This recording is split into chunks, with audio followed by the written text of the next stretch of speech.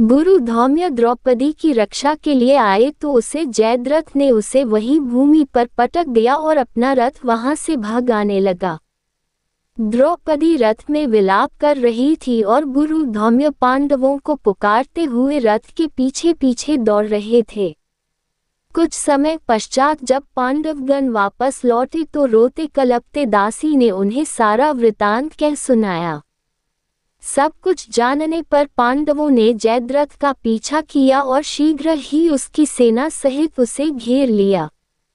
दोनों पक्षों में घोर युद्ध होने लगा। पांडवों के पराक्रम से जयद्रथ के सब भाई और कोटिकास्य मारे गए तथा उसकी सेना रणभूमि छोड़कर भाग निकली। सहदेव ने द्रौपदी सहित जयद्रथ के रथ पर अधिकार जमा लिया। जयद्रथ अपनी सेना को भागती देखकर स्वयं भी पैदल ही भागने लगा।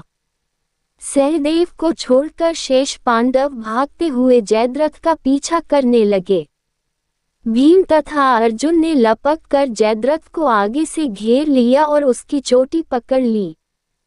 फिर क्रोध में आकर भीम ने उसे पृथ्वी पर पटक दिया और लात घूंसों से उसकी मरम्मत करने लगे। जब भीम की मार से जयद्रथ अधमरा हो गया तो अर्जुन ने कहा, भैया भीम इसे प्राणहीन मत करो, इसे इसके कर्मों का दंड हमारे बड़े भाई युधिष्ठिर देंगे। अर्जुन के वचन सुनकर भीम ने जयद्रथ के कशों को अपने अर्धचंद्राकार बाणों से मूंदकर 5 चोटी रख दी और उसे बांधकर युधिष्ठिर के सामने प्रस्तुत कर दिया। धर्मराज ने जयद्रथ को धिक्कारते हुए कहा, रे दुष्ट जयद्रथ, हम चाहें तो अभी तेरा वध कर सकते हैं, किंतु बहन दुश्ला के वैधव्य को ध्यान में रखकर हम ऐसा नहीं करेंगे। जा, तुझे मुक्त किया। ये सुनकर जयद्रथ कांतिहीन हो लज्जा से सिर झुकाए वहां से चला गया। वहां से वन में जाकर जयद्रथ ने भगवान शंकर की घोर तपस्या की। उसकी तपस्या से प्रसन्न होकर शंकर जी ने उसे वर मांगने के लिए कहा। इस पर जयद्रथ बोला, भगवान, मैं युद्ध में 5 पांडवों पर विजय प्राप्त करने का वर मांगता हूँ।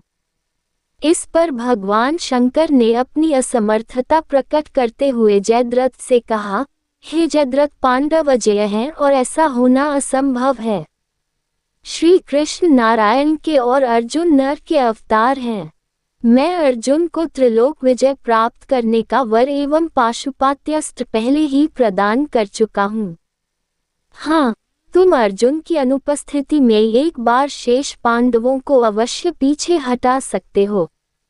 इतना कहकर भगवान शंकर वहां से अंतर्ध्यान हो गए और मंदबुद्धि जयद्रथ भी अपने राज्य में वापस लौट आया।